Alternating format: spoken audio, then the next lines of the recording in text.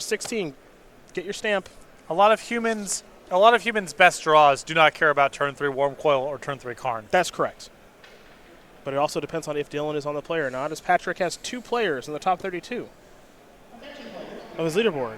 He's going to start things off with a Noble Hierarch. Unclaimed territory is the land naming humans, of course, as we head over to Tannon Grace. Both these players 4-0 here early on at SCG Dallas. There's his power plant and a chromatic star there for Tannon Grace.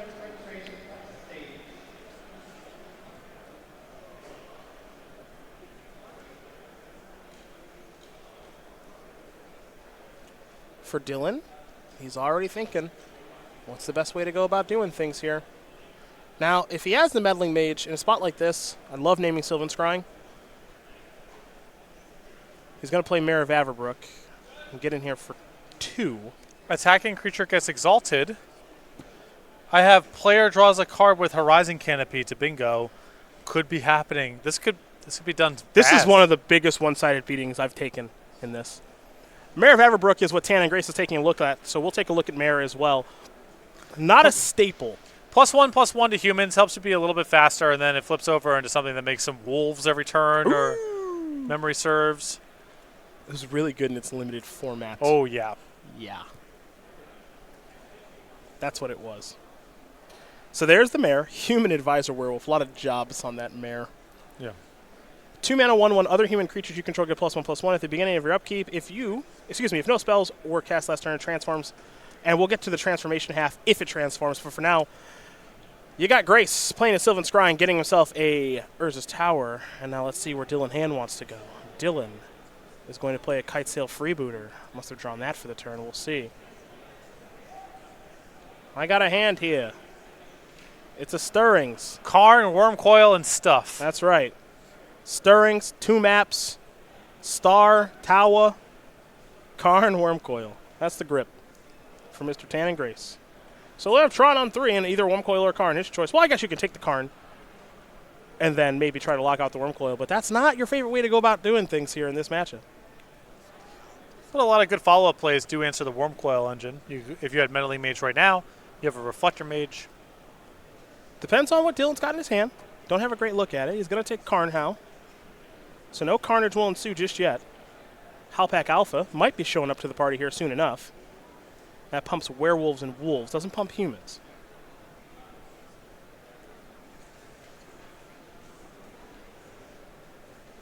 So these players becoming familiar with the Mare. Here's a Cavernous Souls. And now another Mare of Averbrook. Okay. No attack with the Freebooter, but there will be attack with the actual Mare. So this may attack for, it looks like, 1. Let's make it 2. Let's make it 3 with Exalted. Yeah. Okay. So now the question, at least at this stage, is can Dylan beat a Worm Coil engine? Or is his power plant the draw?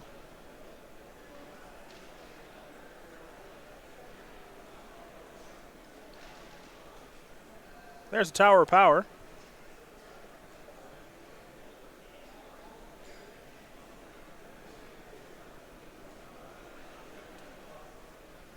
Seven mana. It could be Worm Coil plus a little widget there in Chromatic Star. Pass the turn back as we're going to head back over to Dylan Hand.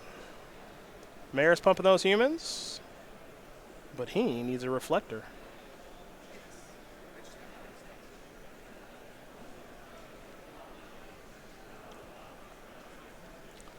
Although he's not necessarily just straight out of it. No. If he doesn't have Reflector Mage here. There's game to be played, and I think Dylan does have a copy of Thalia's Lieutenant here. He's actually got another Freebooter. That's timely because he gets to steal this Stirrings. Yeah, that's an easy take, and that means Tannon will get to take a look at 2 cards next turn, 1 from the draw step, 1 from the star, and then you got to hope that he kind of misses. So now here comes Lieutenant, going to pump up all these creatures, except for the Lieutenant itself. And now a land is that's a Horizon Canopy. That's good for you there, friend. Why would he ever crack? There's no need to crack that. Why would he crack it? Next turn could be different. Yeah. A little attack there for, let's call it 1, 2, 3, 4, 5 in the air. Grace is going to fall down to 10. And if Grace attacks with Worm Coil Engine, Dylan is happy. Yeah, he's hitting for so much on the way back. And the defensive Worm Coil just gives Hand a lot of draw steps to invalidate it. So Grace needs to find help here. He gets a little bit of breathing room with the Worm Coil engine, but he needs to find something like O-Stone or Ugin fast. Those are the big hits. Relic of Progenitus, not the hit that he was looking for. That was what he drew off of the Chromatic Star. The draw step for the turn was a Forest. So Relic will be the play.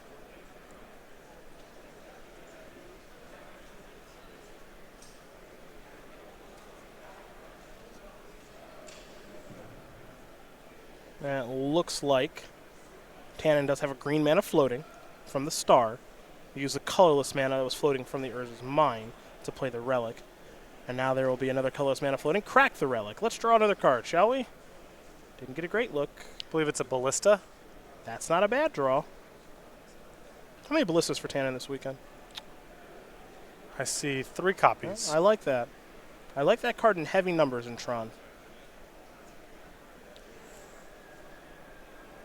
Tannon right now, he can play this for looks like for 3. Can't get a ton of work done with it, but it's better than nothing.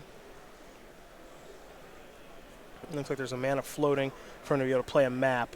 So that'll be Tannon Grace's entire turn. Now he's got to decide if he wants to do any attacking or not. I still think he's better served just sitting for one more turn. And attack here, and Hand just says, okay, take it, untap, attack you. And now you might have to put the Ballista in as like a trade off with one card. With the Worm Coil back on defense, Hand can really only send in a freebooter with Exalted. Not a big deal. And then you have all of your Ballista plus mana. I'm just worried from Grace's perspective of if Hand just goes attack, are you okay throwing the Ballista away? Well, Grace is going to go up to 16. Hand's going to fall down to 14. Dylan's going to take a draw step here. Picked up a copy of Meddling Mage, and of course can start his turn by cracking that canopy and letting you win bingo, which you just did. We're done. Your first win. Congratulations. In record time. It only took 5 rounds, and not even the whole 5th round. So congratulations to you. You also have like 12 stamps on your board to my 3. I going down. Yeah. We're done.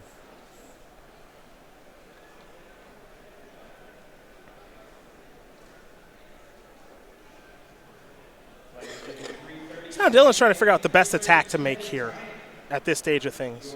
To work himself through a Ballista on 3, because what's important here if you're Dylan is you want to get this Ballista off the battlefield. Because that's a mana dump for Tannon in case he continues to miss. Playing a Meddling Mage here pre-combat, reason for that is to trigger the Thalia's Lieutenant and put a counter on it. I have to imagine that sending everything is pretty close to right. So his safe block is on the Hierarch. No, even the Hierarch is a 3/4. Yeah, because of the Mares. The Mares, yeah. Yeah, you can send everything here. This is my concern with Tannon's attack with the Worm Coil last turn, of it just being, if you hang back and you get a turn where you get to untap with all of your mana and the Ballista, Hand's in a lot of trouble. This might put you in a spot where your Ballista just trades off with one thing, and then you still need to draw really well the next turn to be able to beat the board. Looks like Lieutenant's going to get a counter here. I understand Tannon's thought process of I need to get some life out of this Worm Coil engine, and I might just be dead to Reflector Mage, but you're dead to Reflector Mage either way. Right. And you're probably dead to Mana Strider either way. And I think, Dylan's going to make what's a pretty obvious attack here, which is everybody coming in. And we will find out exactly what... I see. Oblivion Stone. Yeah, I see it as naming Oblivion Stone there with the... And this attack is lethal. Keep in mind the Mayors amount to themselves on 1, 2, 3, 4, 5, 6 attackers. So the Mayors are just 12 on top of all the stats. So Tannon has to block. And everything's too big for the Ballista. So the best thing that he can do here, I suppose, is... You get to... He gets to kill a Mare. Fire down a Mare. So this is going to be a hit for 1, 2, 3. Yeah, well, they'll let them count it. It doesn't appear to be lethal. So it's an extra 4, 5, 6, 7, 8, 9, 10. I count 11. I count 11 as well. So Grayskull's down to 5? Yep. Okay. Well, Tann's still in it. It takes one Ugin to end the game. Now, naming Oblivion Stone I like because there are more Oblivion Stones than Ugins in this deck. And right now, as I take a look, Tannon has... He's got 2 Ugins in his deck. I think Tannon's trying to think, do I crack this in upkeep and get the number of lands lower out of my deck? Yep. Which I think the answer is yes. And increase the chances that I draw a card that matters. He drew a tower. So now his hand's a dead end, and he can't do anything with it. Yep. He can't attack because he goes up to 11 and more than dies on the way back. And honestly, so his best block next turn is on the Lieutenant, most likely. Yeah, that's just not enough. We're all done. Dylan Hand going to win game number 1 here over Tannon Grace. Humans very quickly up a game here over Mono Green Tron. As we turn our attentions here to the sideboard, we'll start with Tannon Grace, who's got 4 Thragtusk, 4 Nature's Claim, 3 Thought Knots here, 2 Spatial Contortion, a Graph Trigger's Cage, and the Emrakul, the Promised End. The Spatial Contortions will definitely come in, and I think most Tron players I've watched in this matchup bring in the Thragtusks. I think they're kind of medium, but you have some room to spare. You don't need the relics, and it's not too hard to get to 6 sideboard slots. I think you have enough that you can make room, basically. Yeah. Because, as you mentioned, there are just enough mopey cards here that you're happy to make that exchange, though you're not thrilled about it. As we go over to Dylan Hand, you're going to find 3 Sin Collectors, 2 Auriok Champions, 2 Knight of Autumn, 2 Gaddock Teague, 2 Enoffense of the Foremost, 2 Staticaster, a Dismember, and a Plague Crafter. So I definitely like the Gaddock Teagues, and I would bring in the 1 Plague Crafter as well. And you could talk me into Knight of Autumn. I like bringing in Knight of Autumn in this spot as well. Let me see. How was I sideboarding for this matchup?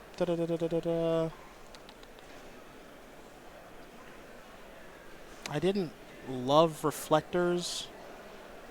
I don't love... Well, my Mares were 3-mana Thalias, which were awesome. I can't remember what I was doing. I haven't done this for a couple weeks. It's bad. Yeah, well, Thalia Guardian Framement's not that great on the... it's not that great on the draw. It's pretty good on the play. Like, you need all your melee mages. You need your freebooters. You need all of your pressure. So, we'll see. But it's going to be 2 for... There's 5 options there, I think. That's it. Yeah. So yeah, I think that game really hinged on that Worm Coil attack. Basically, if hand does nothing, and you're back with your Worm Coil engine, there isn't a whole lot for Hand to do. Hand basically followed up with very little. He had a 2/2 for 2. It wasn't like he top decked anything like really that good, and Tannon couldn't beat that. Which suggests to me, you take 1 more hit, you untap with all of your mana available. The next turn combat gets even harder, and then you shoot down the freebooter, you get your card back, and now you're really driving. You're starting to play a little bit of Magic. Yeah, now you're really driving it. Well, as these players get ready here for game number 2, we are going to talk about the StarCityGames.com weekly sale, where you, yes you, can save up to 50%. Select full art lands. Yeah, and over at go.starcitygames.com/weekly sale, you can find the lands that are on sale, and make sure to be coming back to the website once a week. There's a new sale with new categories every single week. Goes live Monday, 11 a.m. East Coast time.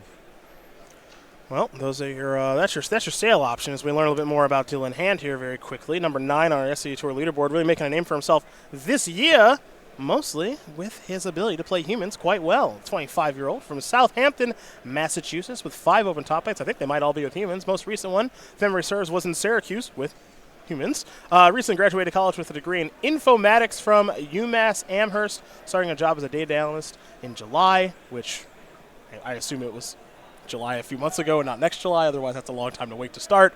Loves to collect music on Spotify and has multiple playlists with more than 500 songs each. That's a lot of songs. And loves long distance running and wants to train for a marathon. That one's a lie. No one loves long distance running. No one does.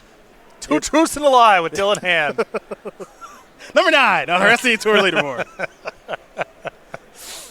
Loves running. That's not true. You run because it's good for you. It's not fun. It's not fun. It's not fun. No one thinks that's fun. You know what's awesome? Being out of breath. Wrong. Right. Wrong. It's horrible. I briefly last year started to enjoy running, and then I realized that's not true. Yeah, it's terrible. That's not true. Do my cardio other ways. Bike to work now. I like that. I like that. I now bike to work. That. Biking is fun. I like doing circuits at the gym, which is a lot of exercises in a row. That makes me tired. That's sort of fun. I do like biking, actually. Like, I kind of like the stationary bike at the gym, but I don't have, like, a reason to bike to work. Like, how far does work for you? Like, a couple miles? It's 2.5 miles each way. Okay. So 5 miles total. That's not bad. My round That's trip. not bad. I like that. Like I said, it's very hipster Denver of you. Yeah, it's very it's a scenic ride. Well, it's a beautiful city. Bike through Cheeseman Park, and it's a good way to. Like Cheeseman? Yes. Like Cheese Man? Like a Mega Man villain? Yes. Okay, got it. Just want to make sure I got that right. Yep. Tannon Grace has the start. He's got the tower. He's got the power plant. Dylan also has the start. Champion of the parish. Oh, Dylan, you've been in the feature match. Get that die out of here and get him out of here. Yeah. Dylan, you've been in the feature match plenty. You know better than that. Yeah. Go run a marathon. Yeah. Spatial contortion. Does he already have Tron? No. Huh. I guess it would take the spatial contortion. Right. Okay, that's fine. And then Tannon's not underneath enough pressure to care. And he can map for a green piece if he really wants to gas the Thragtusk or just need to draw out of it. Ah, he drew the mine, huh? Skill game, huh?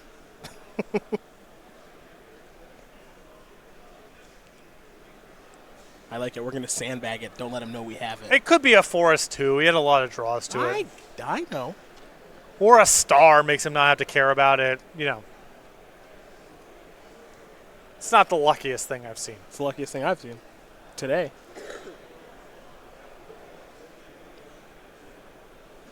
I like it. Tannon's trying to figure out what land do I play so I can sandbag like I didn't draw Tron. Yeah, just play it. Just play it. So that if you draw something awesome like Ulamog next turn, you can do that. Also, Hand's deck is literally just creatures. There's not a thing he can do. It's like, oh, he drew it. My hand of all really good reactive cards. Now I'm going to play different. That's not a thing. Champion of the Parish and Matthias Lieutenant. Champion's a 3-3 now. Freebooters a 2-3. Get in there. Tannon's going to sack this.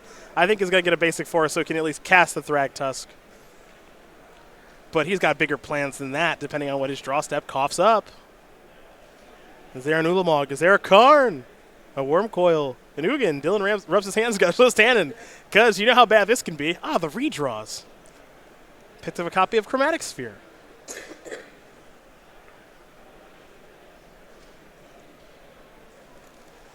I would start with the Sphere. Yeah, just put a green in your pool. Yeah. Sphere, one floating, now you have a green. There we go. Now we draw. Whiffed. Sylvan Scrying.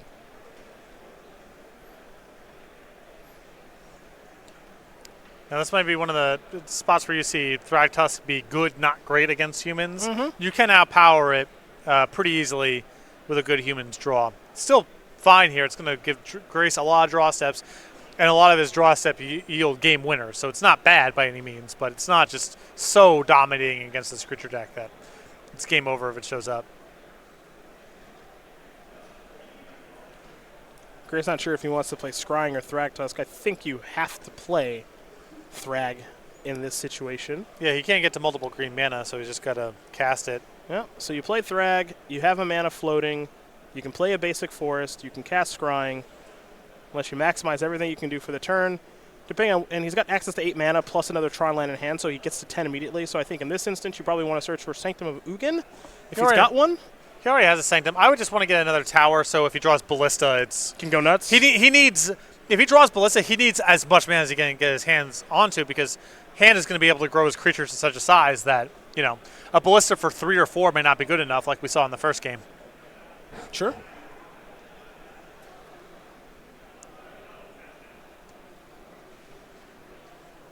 And Dylan's got a Reflector in hand. He'll play a Cavern of Souls. Likely naming humans with that since it's already got Seachrome Coast. There is Reflector, bounce that, Beast Token coming. Counter on the Champion of the Parish, counter on the Thais Lieutenant, and the 2 eligible attackers that can defeat the Beast in combat will attack. That's me attack for 3, 4, 5, 6. I imagine Grace will take this damage. No, there's no guarantee. But he will. He'll fall down to 17. Thragtusk cannot be cast next turn because of the text on Reflector Mage. As we head over to Tannon Grace, big draw step here. There are some game winners. He drew a Thragtusk. I thought it was a scrying. Was it a scrying? Well, you might be right there, partner. It is a scrying. It's nothing. It is nothing. Dylan Hand continues to fade Oblivion Stone and Ugin. To note, Tannon Grace this weekend only playing 3 copies of Oblivion Stone. I think part of the reason for that is that O-Stone not particularly good against Dredge. And that change is certainly affecting him here a little bit. Play a tower pass the turn back. We'll go back over to Dylan, who's got a Thais Lieutenant in hand right now.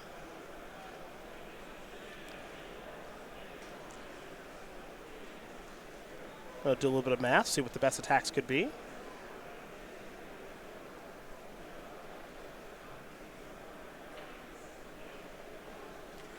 Dylan had so much success with humans thus far this year. Continues to stick with it and keeps honing and tuning the deck week in and week out. Wrote a great primer for the deck on Star City Games as well. If you missed that, recommend you do check it out. He's very much in tune with what's going on with this strategy. And his writing, his technical writing, It's good. was not bad. Yeah, it's good. Made my life easy. I do not enjoy most writers, and I got through his article just fine. Yeah, made my life easy when I was editing it. Got some good information. Enjoyed his prose. We call that win-win. Yeah, that was great. A great offering.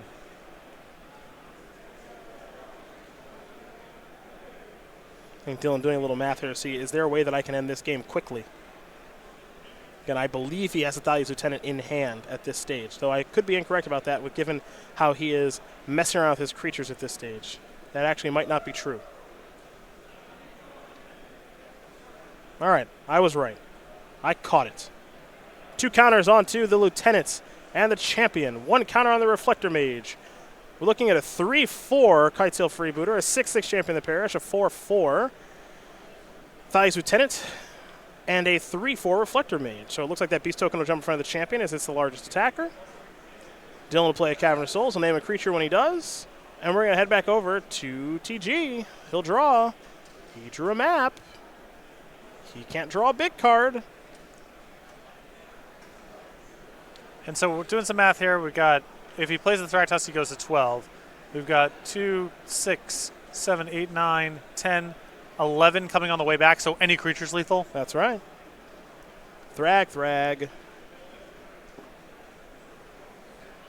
Sack this. That'll let him go get another tower. Any human will do it, folks. Here for Dylan Hand. 1 human puts him to 5-0. That'll do just fine, the Mantis Rider will. Mantis Rider is more than enough. It'll give him a flying attacker. It'll pump those creatures. He can play a freebooter pre-combat if he wants. See that she got nothing. Play this. And we are all done, folks. Dylan Hand is going to win this match here over Tannon Grace in just a moment as he adds these counters to these creatures. Make sure he doesn't miss those triggers and attacks with everybody. It's not even close. It is not close at all. As Tannon will do a little bit of math, Dylan's going to attack, and there's the hand. D-Hand up to 5-0 with humans once again. We've seen it before. We will continue to see it again. Dylan very, very good with this deck and makes easy work out of Tron here this weekend in Dallas. Congratulations to him. Thragtusk, good, not great. Yes.